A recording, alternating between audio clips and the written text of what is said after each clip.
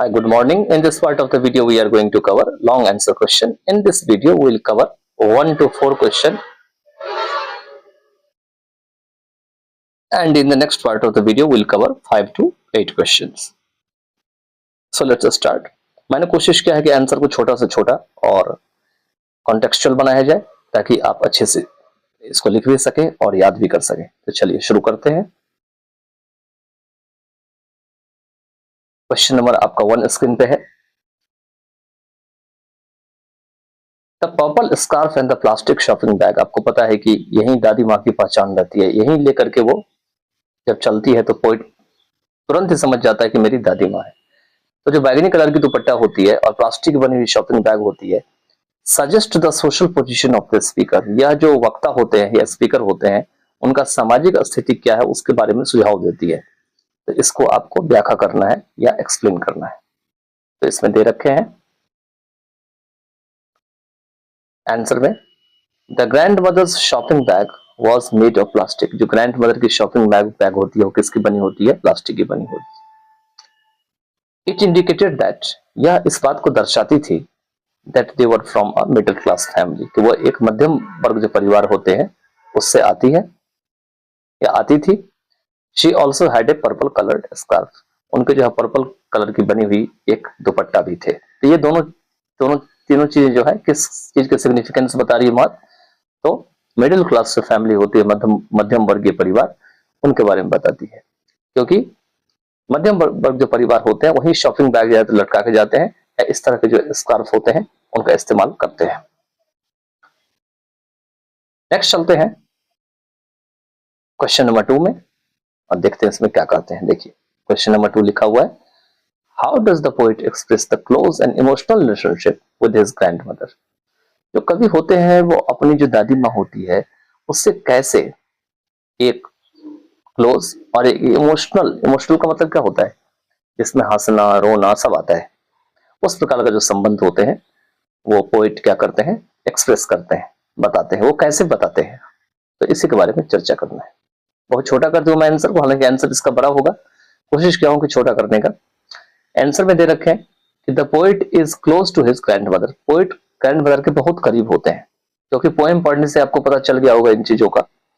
He can identify her shape from 1 mile away. और उनकी जो आकार होती है उनको 1 माइल दूरी से ही पहचान सकता है. He can feel her touch as warm and damp with smell of root. और उनकी टच को जैसे वो उनको दादी माँ उनको छूते हैं तो उनके हाथ में जो रूट का जो स्मेल होता है वो पोएट फील कर लेता है. हाथ उनका गर्म भी होता है, वार्म होता है और साथ में थोड़ा गीला भी होता है. Her voice is soothing. उनकी जो आवाज होती है बहुत मनमोहक होती है, बहुत अच्छा लगता है. नेक्स्ट चलते हैं क्वेश्चन नंबर 3. क्वेश्चन नंबर 3 दे रखा है, explain the expression with the smell of roots. जो स्मेल ऑफ रूट्स एक्सप्रेशन लिखा है इसको क्या करना है? आपको एक्सप्लेन करना है, बताना है. तो आंसर में दे रखे हैं यहाँ पे, the expression can bring multiple meanings. ये जो एक्सप्रेशन है ये बहुत सारी मीनिंग बताती है, ये नहीं कि एक ही मीनिंग बताती है. ठीक है. इट कैन इंडिकेट, यह बात को दर्शाती है that the grand mother was found of gardening. की ग्रैंड मदर क्या थी? कि जो बाग बगीचे होते हैं, बागवानी करने की क्या थी? वो शौकीन थी. It can also remind the family bonding. यह जो फैमिली बॉन्डिंग को भी याद दिलाती है कि परिवार कैसे बंधन में बंधी हुई है. Which the grand mother represents, जिसे ग्रैंड मदर क्या करती है? रिप्रेजेंट करती है. रिप्रेजेंट क्या होता है? कि किसी के बदले कोई अगर खड़ा होकर कोई काम करता है तो उसको रिप्रेजेंट कहा जाता है. ठीक है, प्रतिनिधि करना जिसे कहते हैं आपका सिविक्स लैंग्वेज में. नेक्स्ट क्वेश्चन नंबर 4 है. क्वेश्चन नंबर 4 कहते हैं, व्हाई डज द स्पीकर से a voice coming from a rock. Speaker क्यों कहता है कि एक आवाज जो है पहाड़ी से आ रही है? When does a voice come from a rock? Rock से जो है कब आवाज आती है? पहाड़ी से कब आवाज आती है? Have you ever experienced your voice sound coming back to you? क्या आपने अपनी आवाज जो खुद ऐसा अनुभव किया है कि आपने बोला फिर से वही आवाज टकरा के वापस आई हो? तो इसमें दे रखे हैं आंसर में, the poet does not indicate the death of grand mother clearly. यहाँ पर में जो पोएम होते हैं, उस पोएम में पोइट क्या करते हैं कि अपने ग्रैंड मदर की जो मृत्यु है, डेथ है, उसको साफ साफ, क्लियरली मतलब साफ साफ नहीं दर्शाते हैं। When the poet hears an echo, जब पोएट एक गूंज को सुनते हैं, इको मतलब गूंज होती है, फिजिक्स में आपने इसके बारे में पढ़ा होगा।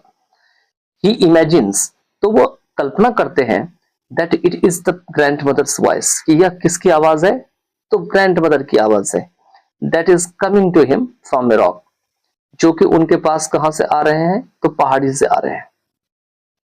That is मतलब जो कि कमिंग हो रहे हैं मतलब उनके पास, टू हिम मतलब उनके पास, फ्रॉम अ रॉक मतलब पहाड़ी से। Yes I have heard echoes, कहते हैं हाँ मैंने इको को क्या किया है, सुना है। ठीक है, तो वही चीज इसमें दे रखे हैं। तो आई होप कि 4 क्वेश्चन हमने इसमें कराया है, और next part of the video I will also do the 4 question.